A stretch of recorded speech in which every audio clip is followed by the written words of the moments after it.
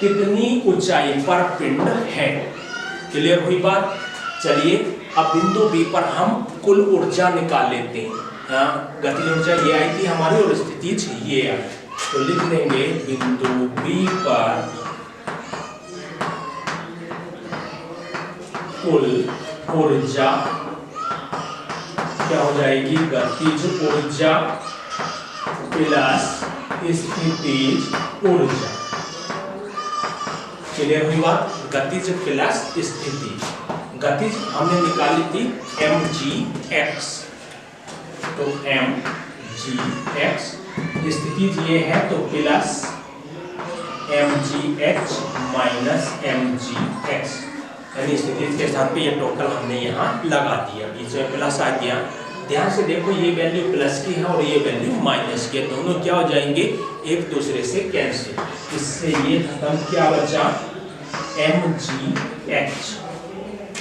ध्यान से देखो बिंदु बी पर कुल ऊर्जा जो है वो mgh है और बिंदु ए पर कुल ऊर्जा कितनी थी mgh। मतलब पिंड भले ही ऊपर से अब नीचे आ गया लेकिन कुल ऊर्जा नहीं बदली, यहाँ भी mgh है और यहाँ भी mgh है। बस क्या हुआ, स्थितिज का कुछ भाग गतिज में परिवर्तित हो गया, लेकिन दोनों को ऐड करके देखा तो कुल ऊर्जा उतनी ही रहेगी। यही तो ऊर्जा संरक्षण है, ऊर्जा ना घटेगी ना बढ़ेगी, कुल ऊर्जा उतनी ही रहेगी लेकिन एक रूप से दूसरे रूप में बदल चुकी होगी, लेकिन टोटल चेक करोगे उतनी ही रहेगी। तो दो बिंदुओं पे तो हम चेक कर चुके हैं, बिंदु ए पर और बिंदु बी पर कुल ऊर्जा उतनी ही है। एक चरण और ले लेते हैं इसका, बिंदु सी पर देख लेते हैं कितनी ऊर्जा हमारी है। तो इसको मैं रफ कर लेता हूं।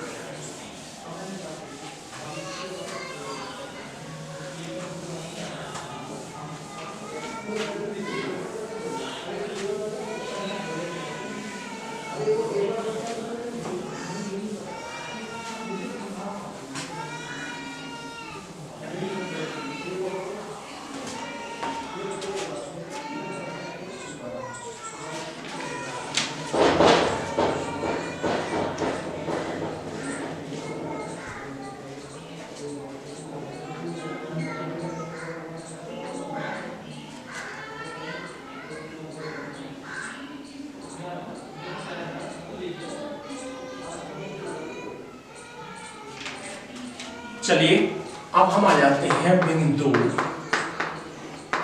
सी पर।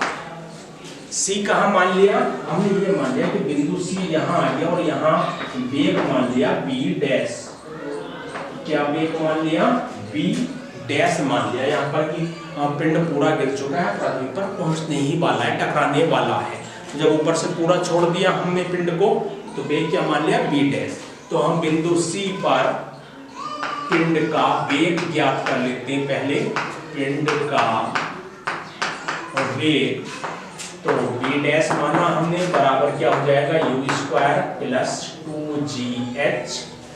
तो बी डैश का स्क्वायर, सॉरी यहाँ पर ही लगेगा ऊपर, तो u क्या है 0 2g। अब देखो ध्यान से क्या देखा, शुरू में वेग कितना था 0, इसलिए मैंने 0 लगा दिया 2gh। ऊंचाई कितना चला पिंड ऊपर से छोड़ दिया और नीचे तक आ गया, कुल ऊंचाई कितनी जो है दूरी तय की होगी h। ऊपर से नीचे तक भी h ही तो रहेगी, तो इसके स्थान पे क्या आ गया h, यानी v डैश स्क्वायर का मान आ गया 2gh। अब निकाल लेते हैं सी पर कुल ऊर्जा, सॉरी कौन सी, गतिज ऊर्जा। सी पर गतिज ऊर्जा कितनी हो जाएगी, हाफ m v स्क्वायर और हाफ m ऐसे रहेगा। b हमने क्या माना यहाँ पर, v डैश तो बी डैश का मान हो गया 2GH, 2 से 2 क्या बच गया mgh। क्लियर। ये हमें क्या मिला, बिंदु C पर पिंड की गतिज ऊर्जा हमारे पास आ गई। अब हमें क्या चाहिए, बिंदु C पर हमें पिंड की स्थितिज ऊर्जा और चाहिए।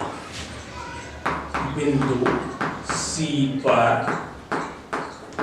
स्थितिज ऊर्जा,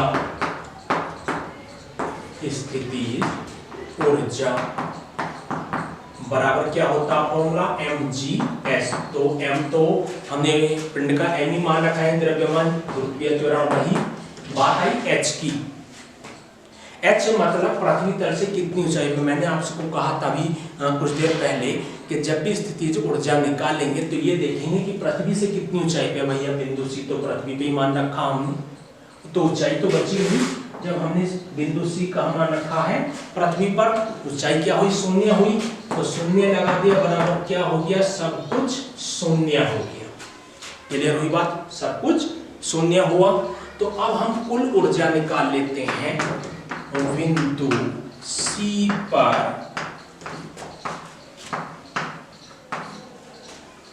कुल ऊर्जा बराबर गतिज प्लस स्थितिज।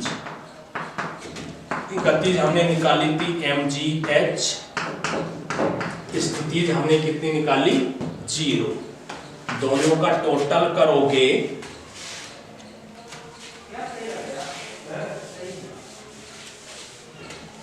दोनों का टोटल करें तो mgh ये कितने पे है C पर और ये कितने पे है A पर।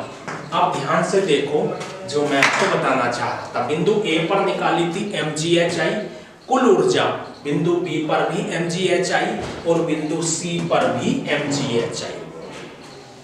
बिंदु A पर गतिज ऊर्जा शून्य थी, बिंदु B पर कुछ मान दोनों का आया था, बिंदु C पर स्थितिज ऊर्जा शून्य हुई।